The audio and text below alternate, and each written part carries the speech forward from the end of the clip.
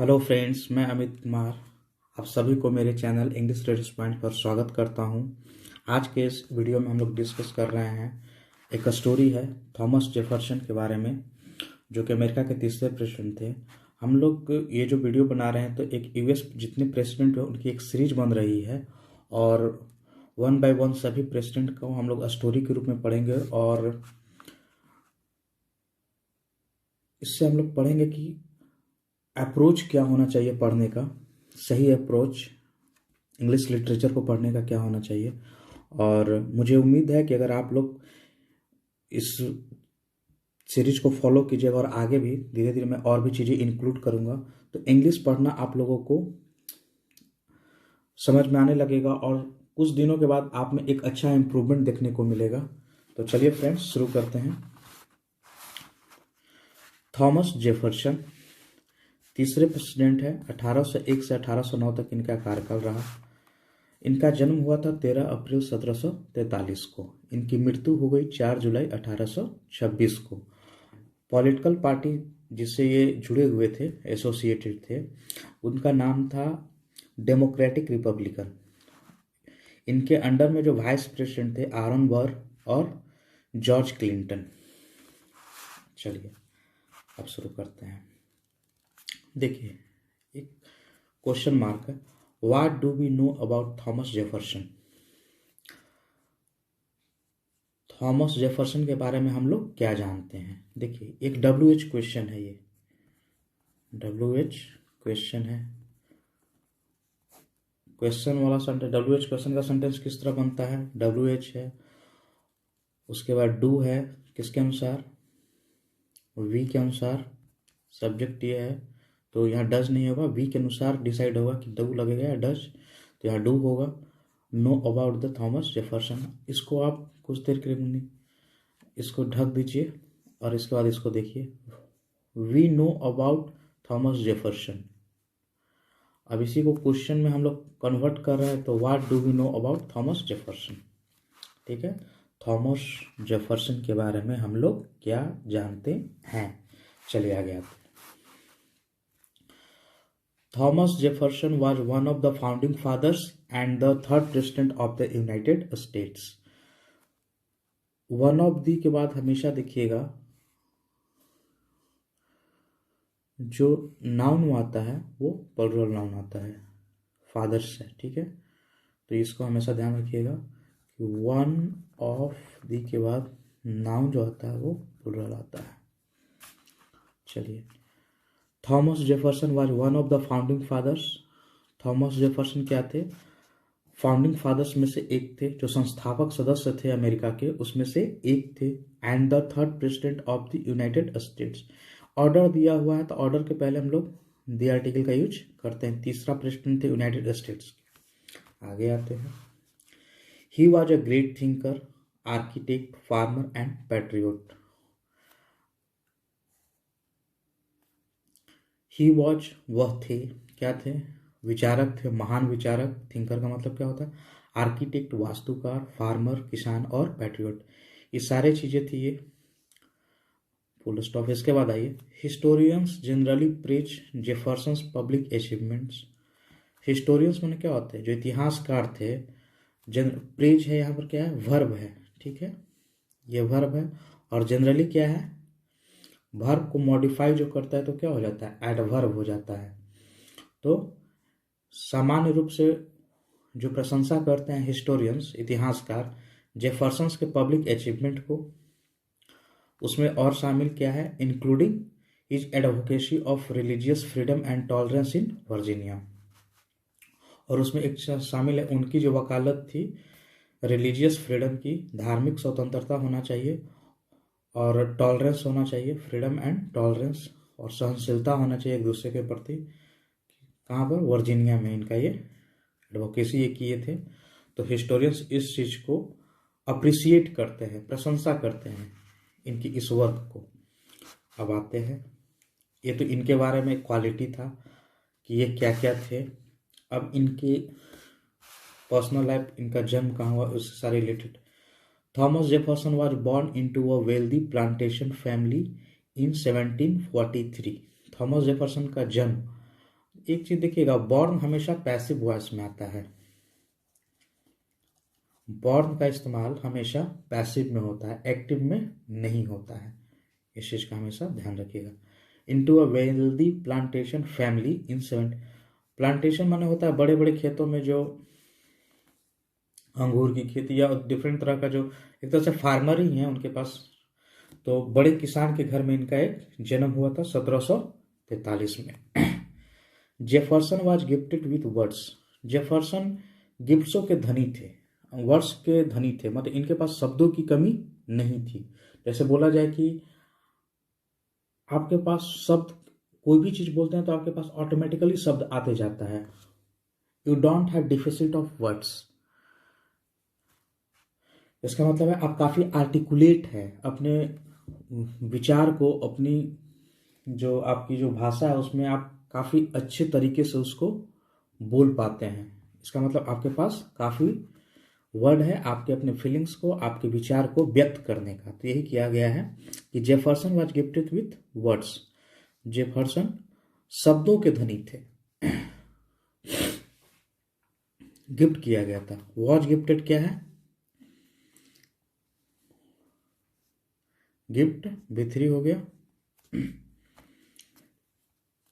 He found it, semicolon है, he found it easier to write down his thought और then to speak them. और वो क्या करते थे, अपने थॉट को लिखना ज़्यादा आसान उनके लिए था, पाते थे, लिखने में ज़्यादा वो आसान पाते थे बनिस्पत की उन थॉट्स को बोलना।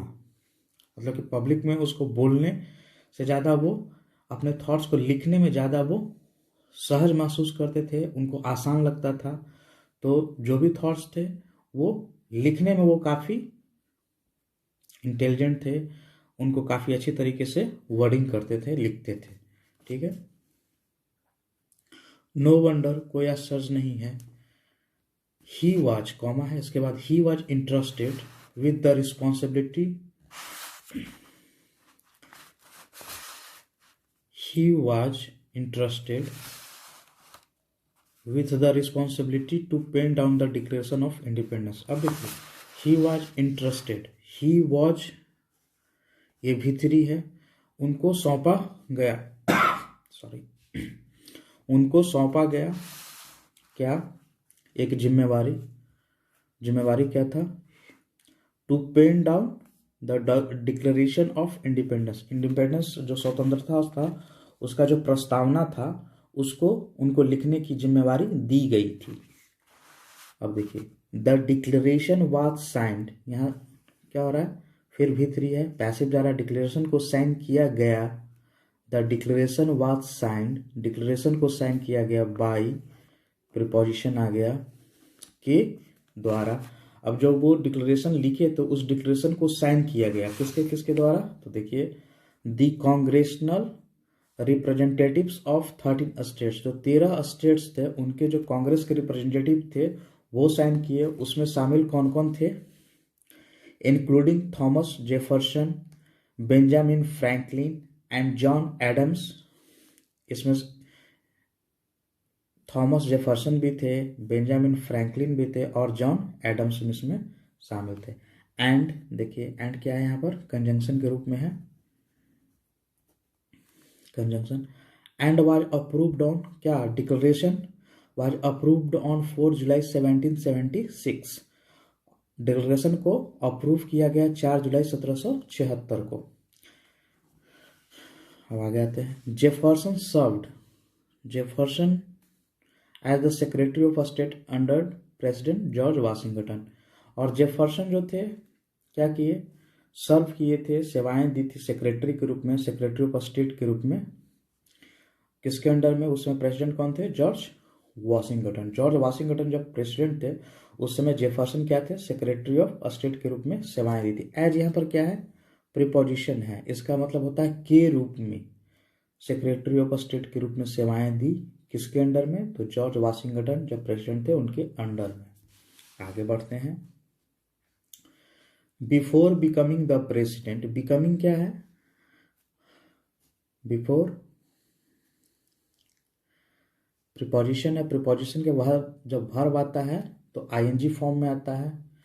Before becoming the president, president बनने से पहले, Jefferson served as the vice president of the country in 1797।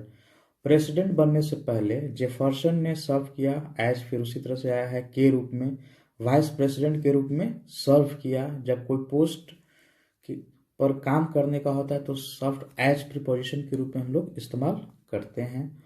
Of the country, country के वाइस प्रेसिडेंट के रूप में सेवाएं दी 1797 में, प्रेसिडेंट बनने से पहले। देखिए, Jefferson made some important decisions for the country during his tenure as president. Jefferson ने मेड पास्ट है, सब इम्पॉर्टेंट, इसमें जितनी भी सेंटेंसेस आपको देखने को मिलेगा अधिकतर पास्ट है, क्योंकि पास्ट की घटनाओं का जिक्र हो रहा है। तो हम लोग को इसमें पास्ट टेंस में किस तरह से सेंटेंसेस लिखा जाता है, अगर पास्ट की घटनाओं को लिखने को दिया जाएगा तो इस तरीके से हम लोगों को लिखना है। तो वही हम लोग डिस्कस कर रहे हैं। Jefferson made some important decisions for the country during his tenure as president. Jefferson ने कुछ इंपॉर्टेंट डिसीजंस लिए कंट्री के लिए। कब लिए? ड्यूरिंग हिज टेन्योर, अपने कार्यकाल के दौरान प्रेसिडेंट के रूप में कुछ इंपॉर्टेंट डिसीजन भी लिए। इट वाज जेफरसन्स आइडिया, देखिए it was Jefferson's, it was known अगर रहे, इस तरह का स्ट्रक्चर है, इसका मतलब है कि इम्फेसाइज करने के लिए वो बात को बोला जा रहा है, जोड़ देने के लिए उस पर बात को बोला जा रहा है। ये जेफरसन का ही आइडिया था to create US monetary system, US monetary system create करना, और किस सिस्टम पर? डेसिमल सिस्टम पर, और उसमें डॉलर को बेस के रूप में शामिल करना। ये क्या था? जेफरसन का ही आइडिया था। ठीक है।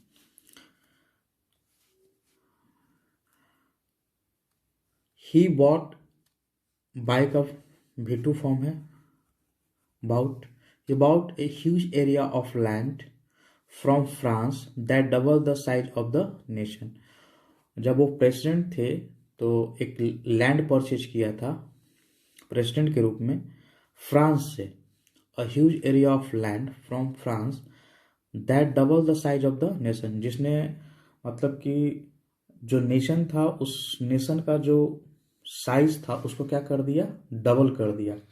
मतलब कि जो जितना उस परचेज के पहले जमीन था उतना ही जमीन उन्होंने फ्रांस से परचेज किया, और जैसे क्या हुआ, उस कंट्री का साइज दुगना हो गया। और इस घटना को दिस इज नोन एज, यह जाना जाता है एज, फिर आया के रूप में, the Louisiana purchase in history, और ये इतिहास में लुसियाना परचेज के नाम से दर्ज हो गया, जाना जाता है।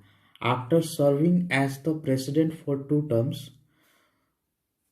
2 बार प्रेसिडेंट के रूप में सर्व करने के बाद, आफ्टर क्या है? प्रीपोजिशन है, वर्ब का आईएनजी फॉर्म आया है, एज के रूप में president for 2 terms, 2 term president के रूप में सेवाएं देने के बाद, कॉमा, जेफरसन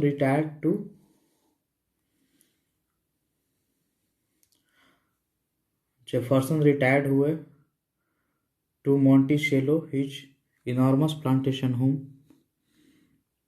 रिटायर्ड हो गए, उसके बाद गए कहाँ? मोंटिसेलो में, हिज इनॉर्मस प्लांटेशन होम, जिनका बहुत बड़ा प्लांटेशन होम था, where he continue to write until his death, और वहां पर जाकर ये क्या करते थे? ही कंटिन्यूड, वो लिखना चालू रखे जब तक उनकी मृत्यु नहीं हो गई, मैंने अपने मरते दम तक वो क्या किए? लिखते रहते थे, क्योंकि वो गिफ्टेड क्या थे? वर्ड्स से, तो इस तरह का चीजें वो करते थे। अब एक स्टार फैक्ट है, देखिए द फाउंडर के बारे में। Thomas Jefferson founded the University of Virginia after retiring from the public office. He is one of only 2 US presidents to found a university. मतलब कि थॉमस जेफरसन एक यूनिवर्सिटी वर्जीनिया में खोले थे, स्थापना किए थे प्रेसिडेंट से जब ये रिटायर कर गए थे, और वो अमेरिका के 2 प्रेसिडेंट में से एक हैं जिन्होंने यूनिवर्सिटी इस्टेब्लिश किया है। मतलब अमेरिका के 2 प्रेसिडेंट अभी तक हुए हैं जिन्होंने यूनिवर्सिटी इस्टेब्लिश किया, उसमें से एक का नाम है थॉमस जेफरसन। तो मुझे विश्वास है कि आप लोगों को कुछ सीखने को मिला होगा, और इसमें पास्ट में सारी घटनाएं हैं, तो एक चीज़ देखा होगा किस तरह से पास्ट में सेंटेंसेस चल रहा है, और जहाँ पर कॉन्सेप्ट है वहाँ पर मैंने आपको कॉन्सेप्ट बताने की कोशिश की है। तो अगर आपको वीडियो अच्छा लगता है तो लाइक कीजिएगा, शेयर कीजिएगा और सब्सक्राइब कीजिएगा। और थैंक यू वेरी मच।